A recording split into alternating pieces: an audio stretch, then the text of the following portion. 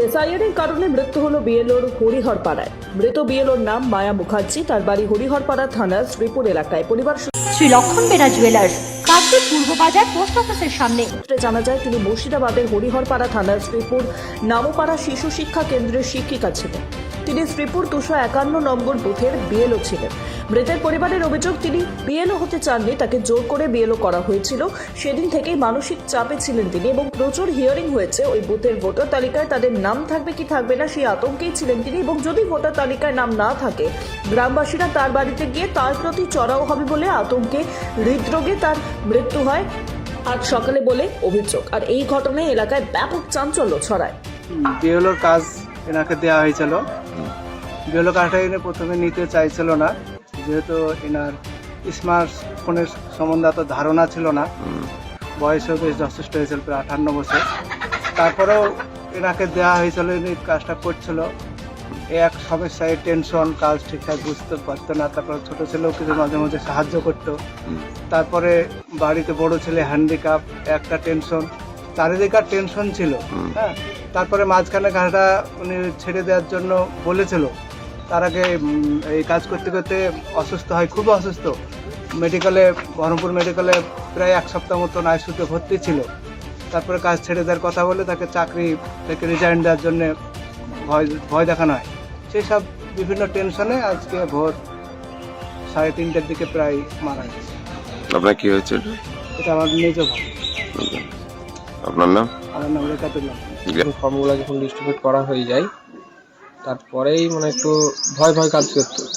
চারিকলে শুনতে পাচ্ছিল, মোবাইলে দেখতে পাচ্ছিল যে অনেক নাম বাদ যাবে, না তেনা, এরকম একটা ভয় ভয় কাজ করছিল। এই কাজের টেনশনে মাথায় প্রচণ্ড চাপে যে কি হবে, মানুষের নাম বাদ গেলে কি করবে, এরকম একটা চিন্তাই দিন কাটছিল। এইভাবে আস্তে আস্তে অসুস্থ হয়ে পড়ে, বেশি টেনশনে।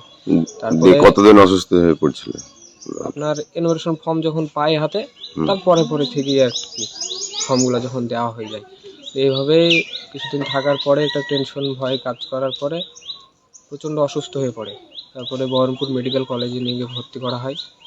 সেখানে কিছুদিন থাকার পরে কোনো রকম একটু সুস্থ অবস্থায় বাড়ি নিয়ে আসি। আইসিইউতে ছিল আপনার 5 দিন মতো। একটু সুস্থ হওয়ার পরে বাড়ি নিয়ে আসি। বাড়ি নিয়ে এসে ট্রিটমেন্ট চলছে, ডাক্তার দেখছিল। এভাবে থাকতে থাকতে এবার হিয়ারিংয়ের অনেক হিয়ারিং এসেছিল। আর এই হিয়ারিংয়ের এইগুলোতে মানে একটু টেনশন ছিল যে অনেক হিয়ারিং এসছে, এবার এগুলো কী হবে। তখন নাম বাদ গেলে বাড়িতে তখন এসে ঝামেলা করবে যে তোমরাই করেছো, এরকম একটা চিন্তা ভাবনা, ভয় সবসময় মনের ভিতরে ছিল। এইভাবেই হঠাৎ করে আজকে এই অবস্থা।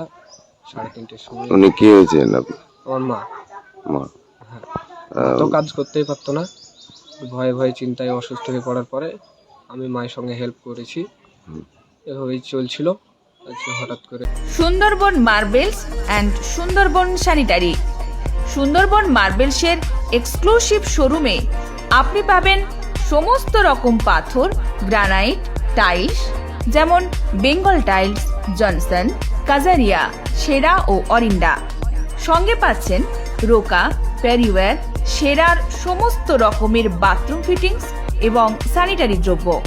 ঠিকানা কাকদ্বীপ ইয়ংস্টার রোড, দূরভাষ 8768387935 অথবা 9734084860। নমস্কার, বিশ্বজিৎ পাত্র, প্রোপাইটার সুন্দরবন মার্বেলস। সবাইকে আমন্ত্রণ জানাচ্ছি আমাদের প্রতিষ্ঠানে আসুন, আমাদের মেটেরিয়ালস দেখুন। আমাদের মোটো সঠিক মান, সঠিক দাম। আপনি প্রত্যেকটা কোয়ালিটির সঙ্গে তার সঠিক দাম পাবেন। আর সবাইকে অনুরোধ করছি আপনারা আসুন, আমাদের প্রতিষ্ঠানে ভিজিট করুন। নমস্কার। জয়নগরে এই প্রথম সরকার দ্বারা অনুমোদিত 100 শয্যা বিশিষ্ট নার্সিংহোম স্পন্দন মেটার্নিটি অ্যান্ড নার্সিং হোম। এখানে 24 ঘন্টা আইসিসিইউ, এনআইসিইউ, ডায়ালিসিস ও সকল প্রকার মাইক্রোসার্জারি সহ অত্যাধুনিক সিআর যুক্ত মডিউলার অপারেশন থিয়েটারে স্পাইন, ব্রেন ও অর্থোপেডিক রিপ্লেসমেন্ট সার্জারির সুব্যবস্থা আছে। সম্পূর্ণ বিনা ব্যয়ে Swasthya Sathi, West Bengal health scheme ও অন্যান্য মেডিক্লেমের চিকিৎসা ও অপারেশনের সুবিধা পাবেন।